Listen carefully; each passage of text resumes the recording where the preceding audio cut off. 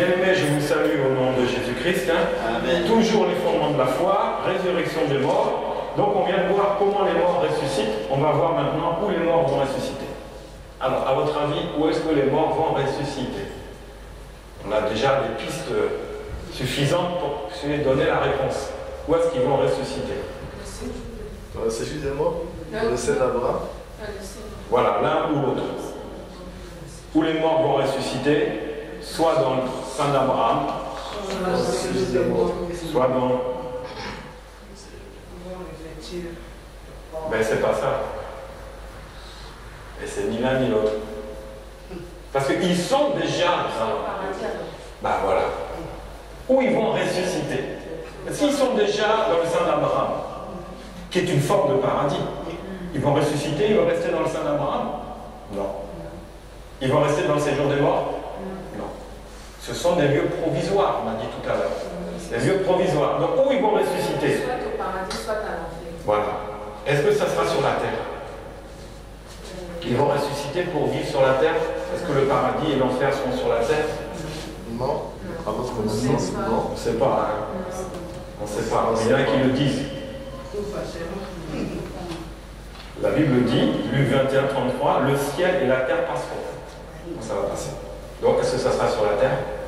Non, parce que ça va passer. Même mes paroles, c'est Jésus qui parle.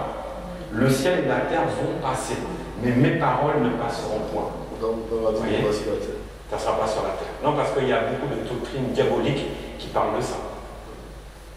Dont les témoins de Jéhovah.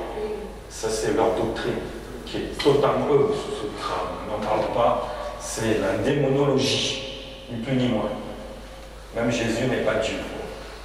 Donc, le ciel et la terre passeront. Donc, où on va ressusciter, ça ne sera pas dans ta maison, ça sera pas au plan Ménil, où tu dis non, plan Ménil, là, je n'aimais pas, mais j'ai fait un tour à Hawaï, donc j'aimerais bien ressusciter à Hawaï. Mais non, ce ne sera même pas à Hawaï. Ou à la Martinique, dans les tropiques, là où il fait beau, il fait chaud, parce que dans Ménil, il pleut, on est arrivé sous la pluie, là. Non, moi je ne veux pas ressusciter dans un pays où il pleut tout le temps. Non, je vais ressusciter là où il fait beau. Ben, ni l'un ni l'autre. Ni l'un ni l'autre. Donc si tu veux faire un tour à Hawaï, c'est maintenant qu'il faut y aller. Je dis après, la main, tu n'iras pas. Voilà. Alors, donc ça sera au paradis. Alors, Luc 23, 43, toujours, Jésus répondit, je te le dis en vérité, aujourd'hui tu seras avec moi dans le paradis. Là, c'est Jésus qui était sur la croix, qui s'adressait à un des deux brigands d'eau. Et le brigand a dit, mais toi tu mérites, mais nous, tu ne mérites pas, mais nous on mérite. Et souviens-toi de moi. Il a dit, à l'instant même, tu seras dans le paradis. C'est-à-dire que ça veut dire quoi? Le paradis, c'est, comme c'était pas encore la résurrection des morts, là on a des pistes. Là Jésus a donné une piste. Donc, il sera où en fin de compte? Le paradis, mais dans quel endroit? Le sein d'Abraham. Donc le sein d'Abraham, c'est une partie du paradis. Parce que Jésus le dit. Il faut, si on analyse, on regarde les paroles, on peut dire que le sein d'Abraham, c'est une partie du paradis. C'est peut-être le salon. Moi, tu auras droit à tout. Tu es au salon tranquille. Voilà, repose-toi. Tranquille. Frère Joseph. Tranquille. Donc, à l'instant même, tu seras avec moi dans le paradis. Voilà. Un autre, Apocalypse 2,7 aussi, qui va dire la même chose, que celui qui a des oreilles entende ce que l'Esprit dit aux églises. À celui qui vaincra, je donnerai à manger de l'arbre de vie qui est dans le paradis de Dieu. Voyez? Donc là où on sera, quand on sera ressuscité, on sera où? Au paradis. Car au paradis de Dieu, là où on va manger l'arbre de la vie. Donc on n'a pas encore goûté à ces fruits là, dans les supermarchés. Mais là tu vas goûter à l'arbre de la vie. C'est quel fruit? On en reparlera quand le temps sera venu. C'est pas tout de suite. Ensuite, confirmation, Paul a visité le paradis. Donc, où les morts ressusciteront, c'est bien le paradis. Un endroit qui se trouve dans le 3e ciel. 2 Corinthiens 12, 4 2 à 4 dit « Je connais un homme en Christ qui fut, il y a 14 ans, ravi jusqu'au 3e ciel. » Le premier, c'est le nôtre. Le deuxième, c'est lequel? Deuxième ciel. Les principautés. Les principautés les démons, les esprits mauvais, les esprits impurs, tout ce qui est démoniaque, le deuxième ciel. C'est pour ça que quand tu vois des prodiges dans le ciel, des soucoupes volantes là, c'est Satan qui est en train de jouer avec nous. Et les gens croient, ah ouais, il y a des ovnis, il y a une autre vie. Mais non, Dieu aurait dit, ça y a une autre vie, il n'y en a pas. C'est nous, ici, point barre. Satan, lui, il va t'inventer des autres vies pour que tu crois que Dieu n'est pas si Dieu que ça, parce qu'il y a autre chose. C'est faux. C'est archi faux. C'est le deuxième ciel qui fait miroiter des choses au premier ciel. Donc, passons le premier, passons le deuxième, et la Bible dit, il était ravi au 3e ciel. Il ne sait pas si c'est dans son corps, il n'en sait rien. Il ne sait pas si c'est hors de son corps, il n'en sait rien. Mais ce qu'il sait, c'est qu'il a été fait un tour. Et je sais que cet homme, en fin de compte, il parlait de lui, on l'a compris, si ce fut dans son corps ou sans son corps, je ne sais, Dieu le sait, fut enlevé dans le paradis. Et il entendit des paroles merveilleuses qu'il n'est pas permis à un homme d'exprimer. C'est l'amour de Dieu, ni plus ni moins. C'est l'amour de Dieu. Qui a visité le paradis? Paul. Moi, je sais qu'une nuit, dans mon sommeil, un songe, j'étais arrivé devant la porte du paradis. Elle n'était pas large. C'est comme le chemin étroit. Finalement, c'est étroit. C'est 2 battants de cette largeur-là. Donc, ça fait ça. Une seule personne peut rentrer et les hauteurs n'ont pas de fin. C'est des portes qui peuvent faire 1 km de hauteur. Elles sont blanches, immaculées de blanc. Et il y a de chaque côté, il y a des remparts. C'est-à-dire que c'est le seul endroit d'entrée.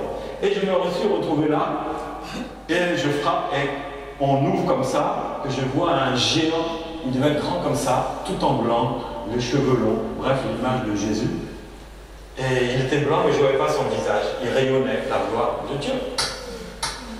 Et je veux rentrer, il dit, tu ne rentres pas. Je dis, bon, tant pis. Je suis retourné, je me suis réveillé. Il ne m'a pas été permis de voir le paradis. Mais un jour, j'ai vu le paradis. Ça, je vous avais raconté, peut-être pas pour ceux qui sont là, c'est qu'un homme était venu chercher en voiture, on a roulé, et on arrivait à un endroit, et c'était des demeures. Jésus a dit, je vais préparer des demeures au paradis. Et là, Dieu m'a montré cette demeure que j'avais, mais c'était un truc de dingue. Le paradis, c'est un truc de dingue. Même si tu dis, mais toi, tu racontes n'importe quoi, tu es un mystique, il ne faut pas parler de ces choses-là. Mais si, et les songes, ça peut se partager. Paul l'a partagé. Pourquoi? On l'a traité de dingue? Non, on l'a traité d'apôtre. Respectable. Et toi, tu as un songe, mais toi, tu es un petit chrétien là. Pourquoi tu te permets de dire, toi, tu as visité le paradis? Non, non, non, non. Laisse ça aux autres. Mais si Dieu a permis à Paul de visiter le paradis, il pourra te le permettre aussi. Alléluia. Ben oui, parce que la foi aussi vient de ce qu'on entend, mais la foi aussi vient de ce qu'on voit. Tu vois ta maison dans le paradis, ta foi là, dit, oh, peut-être que tu n'étais pas trop en forme ces temps-ci, tu étais dans le péché grave. Le Seigneur voulait te remettre sur les rails, il te fait montrer ta future maison. Il dit, ah oui, là, je prends ma vie au nouveau sérieux parce que Dieu m'a montré ma future maison. Il ne faut pas que je déconne à faire les péchés parce que peut-être ma maison sera dans un autre côté que le Seigneur m'a fait visiter aussi. Ah, ça c'est grave. Donc, Paul a visité le paradis, ça existe. C'est là où les morts vont ressusciter. Alors, un autre passage, ils vont aussi citer aussi, on va trouver un autre nom, dans le royaume des cieux, le paradis. Ou dans les ténèbres. Là, on avance. Alors, pour répondre à ta question aussi, voilà, on avance dans la réponse. Matthieu 8, 11. Or, je vous déclare que plusieurs, c'est Jésus qui dit que je vous déclare que plusieurs viendront de l'Orient et de l'Occident et seront en table avec Abraham, Isaac et Jacob dans le royaume des cieux. Ils seront. Mais les fils du royaume seront jetés dans les ténèbres du dehors du paradis.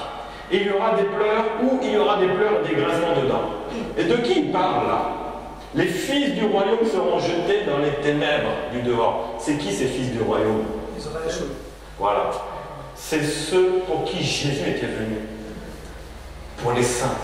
Et les saints ne l'ont pas reçu, ne l'ont pas accepté. Eux, ceux-là, ils auront des pleurs et des grincements de doigts parce que c'était Moïse, la loi de Moïse, il y a eu commandement, patati patata. Dieu est arrivé, ils ne l'ont même pas vu, ils ne l'ont pas reconnu. Pour ça que quand ils vont se retrouver en enfer, là, il y aura des pleurs et des grincements de doigts. On a raté Jésus. Pourquoi on est resté dans notre religion?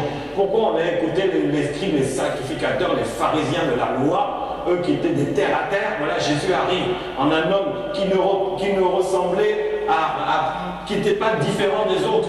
Il n'avait pas d'éclat, il n'avait pas de beauté, il n'avait rien. Et nous, on l'a raté parce qu'on s'attendait à voir le roi des rois en tant que le fils d'un grand sacrificateur, ou bien le fils, je ne sais pas moi, d'un grand docteur de la loi, ou bien d'un grand avocat. Donc quelqu'un, Dieu est grand, donc il fallait qu'il passe par quelqu'un de grand. Mais pas de bol, Dieu est passé par un charpentier. Donc il les a bien eu. Mais Dieu ne voulait pas les avoir par la vie, par la chair, mais par la relation. Et c'est pour ça que beaucoup de religieux vont en enfer. Eux, voilà, c'est soi-disant élus, ils finissent en enfer, ils vont pleurer, ils vont grincer des dents. Donc ça veut dire qu'il y a le royaume des cieux où on va se trouver avec Abraham, on va être à table avec Abraham, Isaac, Jacob et tous les copains là qui sont venus après. Tu vas voir Jérémie, etc., Esaïe, et qui encore? Comment? David, et qui encore? Daniel, et qui? Même si tout dans le désordre, c'est pas grave, tu les trouveras dans l'ordre. Vas-y, dis dans le désordre si tu veux. Qui encore? Paul, Pierre, Jacques. Voilà. Dis dans le désordre, tu les verras dans l'ordre. Tu vas les retrouver dans l'ordre.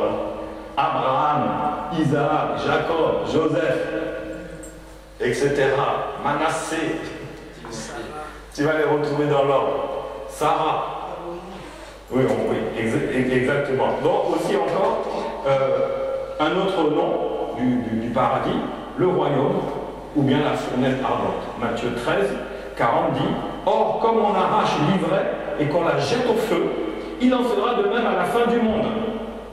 Le Fils de l'homme enverra ses anges, qui arracheront de son royaume tous les scandales et ceux qui commettaient l'iniquité. Il va les arracher. Ils les jetteront dans la fournaise ardente où il y aura des pleurs et des grincements de dents. Alors les justes resplendiront comme le soleil dans le royaume de leur Père. » Donc le paradis s'appelle aussi le royaume. Donc où seront ressuscités les morts? Dans le feu de l'enfer. Amen. Non? Ah bon? Dans le royaume de mon Père. Voilà. Que celui qui a des oreilles pour entendre, entende. Alors, on voit que pour les justes, cela sera le paradis. Les justes vont hériter, ils vont ressusciter au paradis. Et les méchants pour l'enfer. Lieu de tourment, comme le cas de l'homme riche. Comme le cas de l'homme riche, pareil, même chose. Voilà. Donc, vous avez des questions maintenant, savoir où ils vont ressusciter les morts. Vous savez, c'est pas au Blanc-Ménil, hein? C'est pas en France, c'est pas à Hawaï, c'est au paradis.